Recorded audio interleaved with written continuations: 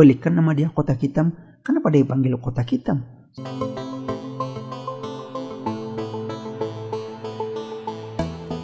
Halo guys, guys, kita berjumpa lagi dalam video pada kali ini guys.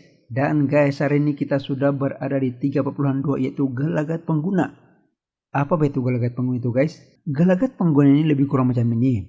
Dia merupakan analisis atau pemerhatian atau lebih kurang macam kajian lah tentang apa yang berlaku kepada kita sebagai pengguna. Contoh, kamu pergi supermarket. Sekali kamu sampai sana, ada tulis sale, dia bilang. Oke, macam mana perasaan kamu kalau kamu nampak sale? Wah, yang mula-mula tidak mau membeli pun terpaksa macam yang tertarik untuk membeli. Nah, jadi ini ialah rangsangan. Nah, jadi apa yang telah merangsang itu pengguna untuk membeli? Apa yang telah merangsang kamu untuk membeli? Atau katakanlah kamu jalan-jalan di supermarket itu, ada itu promoter. Biasanya promoter ini perempuan dan laki lah kan. Laki atau perempuan. Dia bagi kamu sampel itu barang-barang ataupun itu produk. Contoh minyak wangi. Oke, Cek mesen sini dia bilang. Puan sini dia bilang. Cek sini dia bilang. Dia kasih letak itu minyak wangi di tangan kamu, dia suruh cium. Kamu tuh cium, wah punya wangi nih. Nah, kamu pun tertarik untuk beli. Nah, oke, ataupun lain-lain. Katakan kamu pergi jalan-jalan juga di supermarket lah. Kamu nampak oke. New arrival. Apa-apalah new arrival. Pakaian kah, handphone yang canggih yang baru kah, laptop kah, aksesori kah. Tiba-tiba kamu nampak new arrival. Wah, kamu terpikat untuk beli. Yang mudah-mudahan tidak rancang untuk beli tapi tiba-tiba beli. Oke, itu yang dimaksudkan gelagat pengguna. Sekarang ini, gelagat pengguna ini dia mengkaji atau memerhatikan apa rangsangan pemasaran dan persekitaran yang akan menggoda kamu. Apa yang menyebabkan kamu beli? Apa tujuan diorang mau mengkaji itu? Supaya diorang boleh buat sesuatu, supaya pengguna akan lebih banyak membeli atau tertarik untuk membeli. Daripada tidak membeli mula-mula, tiba-tiba membeli karena rangsangan itu. Jadi banyak rangsangan-rangsangan di sini. Contoh produk lah tadi kan. Saya bilang tadi itu kamu pergi supermarket, kamu nampak, wah ada pula dia punya produk baru sini, makeup terbaru. Atau promosi harga itu 70%, potongan 30%, tinggal 70%. Nah, promosi yang saya bilang tadi itu, yang minyak wangi tadi itu. Ini adalah rangsangan-rangsangan. Oke, jadi yang tadi itu ialah rangsangan pemasaran. Oke, selain dari itu ada juga rangsangan persekitaran. Persekitaran ini pun saya bagi contoh. Oke, katakan contoh budaya lah. Budaya, kamu merupakan seorang pembeli yang suka kepada pakaian muslimah. Nah, jadi budaya kamu itu telah menggalakkan kamu atau membawa kamu, mempengaruhi kamu untuk membeli sesuatu yang berpakaian muslimah. Kamu cari sana, kamu tidak cari pakaian yang seksi-seksi, kamu cari pakaian yang oke. Oh, ini yang bagus ini sebab muslimah punya. Begitu. Jadi budaya, teknologi. Kamu nampak ada handphone yang canggih baru. Jadi kamu pun tertarik. Jadi dalam sini, dalam rangsangan inilah yang mempengaruhi atau menjadi daya penarik kepada pembeli. Inilah salah satu bahagian dalam gelagat pengguna ini. Apa rancangan-rancangan yang akan membolehkan pengguna membeli produk tersebut. Dengan mengetahui apa rangsangan yang menarik minat pengguna, maka penjual-penjual atau pengeluar akan buat fokus kepada apa yang akan menarik pengguna supaya dia terus membeli. Jadi itu saya bilang tadi, contohnya promosi lah yang paling ketara sangat ini. Promosi, sale dia bilang, harga dia kasih turun. Pengedaran dia kasih mudah untuk dapat. Beli hari ini nanti minggu depan sampai ke pintu Anda. Contohnya begitu. Jadi itu ialah rangsangan. Salah satu bagian dalam gelagat pengguna. Kemudian yang kedua inilah kotak hitam pembeli. Pelik kan nama dia kotak hitam. Kenapa dia panggil kotak hitam? Sebab kita tidak tahu apa yang ada dalam pikiran pembeli ini. Kita sendirilah. Kalau kita pergi supermarket kan, adakah orang lain boleh baca otak kita apa yang kita mau beli? Adakah orang lain boleh memahami hati kita apa yang kita mau beli? Tiada. Pemasar pun tidak, yang pengeluar pun tidak tahu apa dalam dari kita. Kita yang tahu. Tapi percayalah, kotak hitam pembeli ini ialah proses kita membuat keputusan yang dipengaruhi oleh rangsangan tadi. Jadi itulah dia berurutan. dirangsang oleh ini, dan kita akan buat keputusan untuk pembelian. Itu dipanggil kotak hitam pembeli. Itu dalam diri kita, dalaman kita yang tahu, pembeli yang tahu. Itu ialah kotak hitam pembeli. Tidak ada siapa-siapa yang tahu dalam diri kita itu. Kemudian respon pembelian. Respon pembelian ialah, saya mau pilih ini. Saya mau beli jenama ini. Kenapa? Saya mau jenama yang begini ya. Ada begitu tahu. Kalau ada jenama lain pun yang di sana dan lebih murah, dia tidak mau itu. Dia mau juga jenama yang dia selalu suka. Jadi itu dipanggil respon pembeli. Masa pembelian. Hari ini saya mau beli kah, besok kah, atau nanti lah saya beli. Jumlah pembelian, dia terus beli banyak-banyak kah, atau dia akan ulang lagi pembelian kah. Itu ialah respon pembeli. Kadang-kadang selepas membeli ini, kita ada beberapa jenis manusia tahu. Dia suka terus dia kasih viral.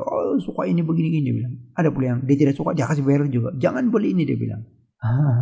Ada juga yang diam saja. Dia suka kah tidak suka kah, dia diam saja. Itu ialah respon pembeli.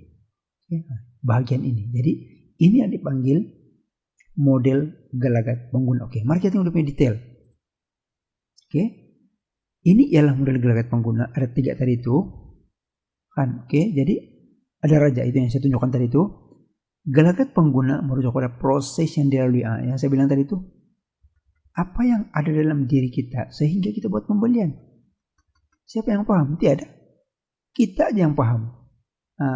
Jadi pengeluar berusaha untuk membuat rangsangan supaya kita membeli produk di orang. Banyak pembeli, banyak penjual, tapi macam mana diorang pastikan supaya kita membeli barang di orang.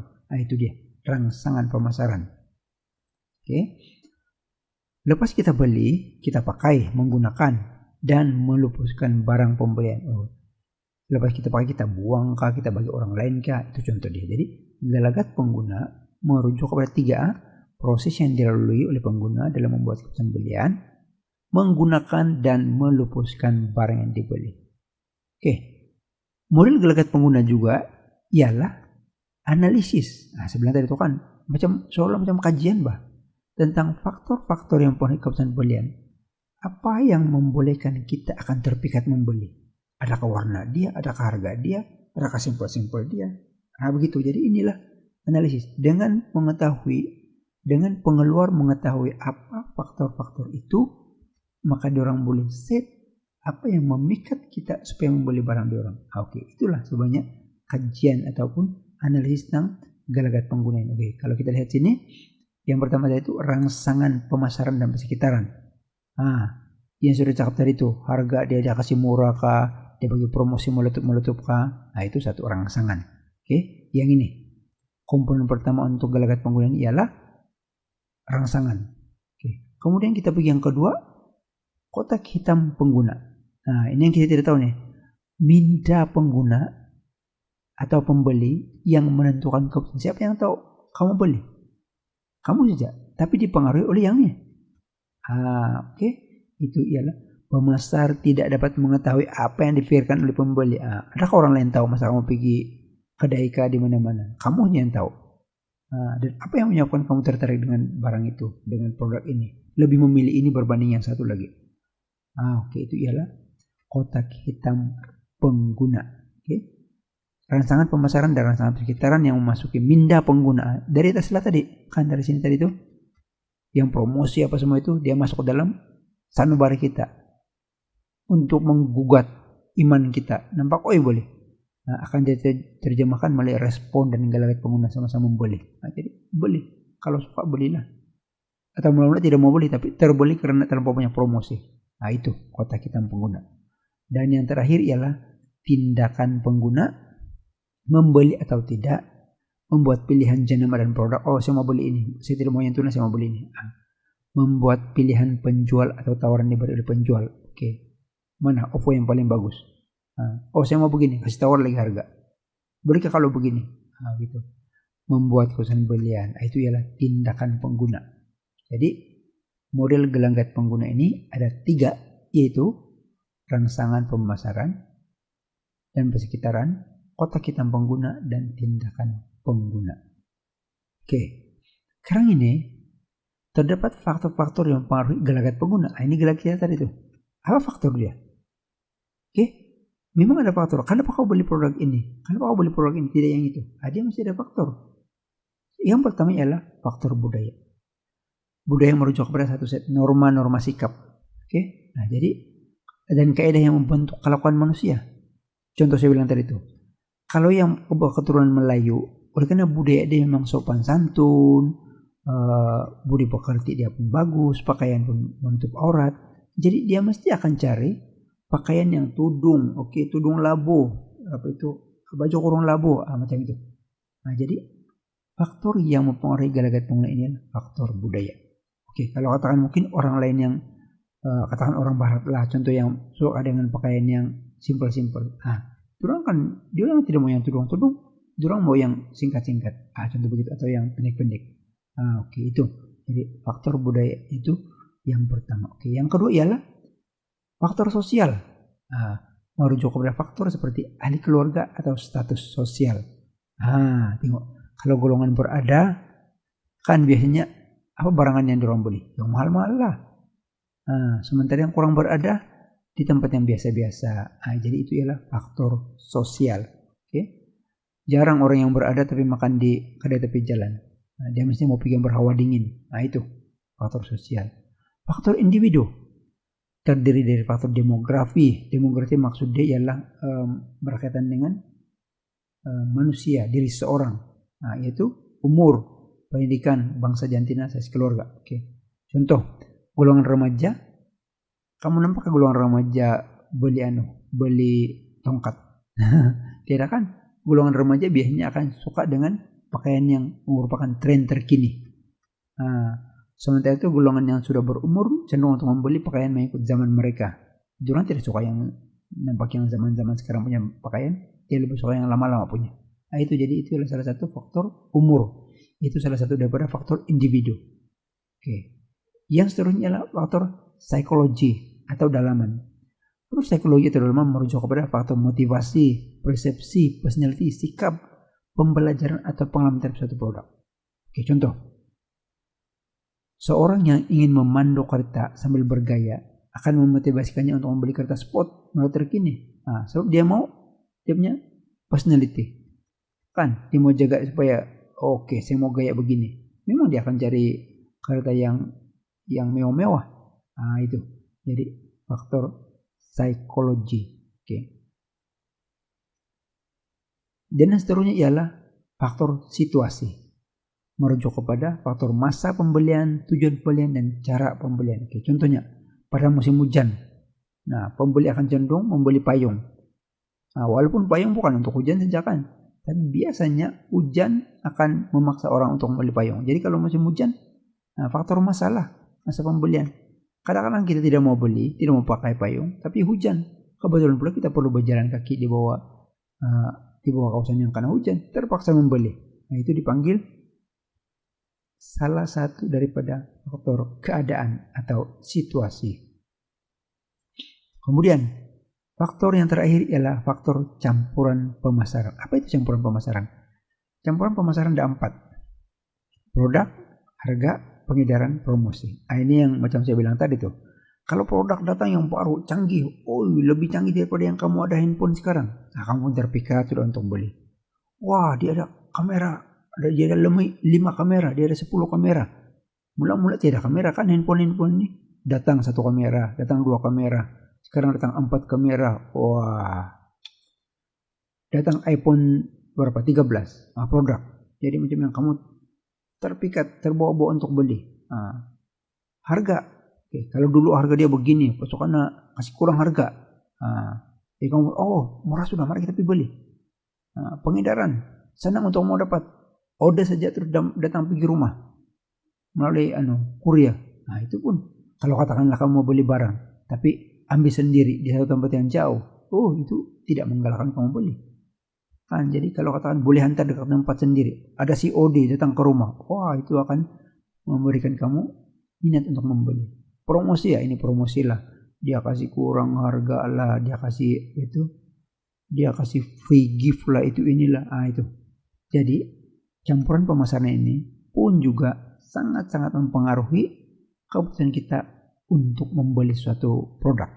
Oke, jadi saya ulang balik, faktor campuran pemasaran ada 4.